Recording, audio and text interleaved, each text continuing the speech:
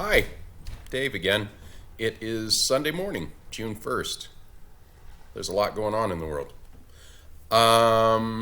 So the first essay, Remembering an Event, I'm sure you're working on. It's due at midnight tonight. This is the introduction to the next unit, which is Arguing a Position, which also includes your research essay. Research essays are a pretty standard feature of freshman composition courses, and the reason for that has to do with the responsible use of information. During the age of the book, which I guess I count as from the late Middle Ages until about 20 years from ago, one of the features of higher ed institutions, colleges, and universities is that they had libraries, which were the center of information in the era of the book.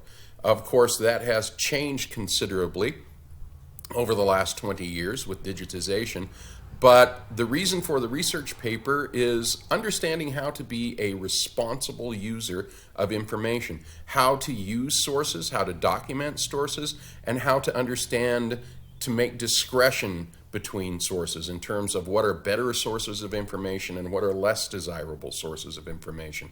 If you spend any time on social media, you know that there are many really poor sources of information in the world. This will be a scholarly research essay, so you will be using scholarly sources, and primarily by scholarly we mean ones that are peer-reviewed, ones that have scrutiny and that are fact-checked, at least to some degree. And the current role of the library in terms of the digital age is to provide you with the best digital information that can be provided. So there are a couple of videos included in this particular module. You will notice, because my hair is shorter and other things, they are leftover from, I did them, they're not leftovers. I did them last summer when I taught this course, and I think they are still viable, still absolutely usable, correct. Nothing has changed that much in terms of how to use library resources or how to document in MLA style, so I have included them.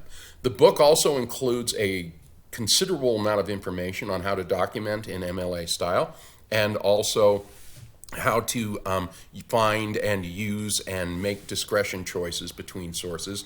I also wanted to talk to you a little bit about how to use our particular library, the Central Wyoming College Library, and also I wanted to direct you to the best source I know of on MLA style, which is the Online Writing Lab, or OWL, at Purdue University. So I cut those two videos last summer. I think they still work really well, and I've included those in the information. Arguing a position also means you're going to have an opinion in this paper. You're going to be taking a stance and supporting it.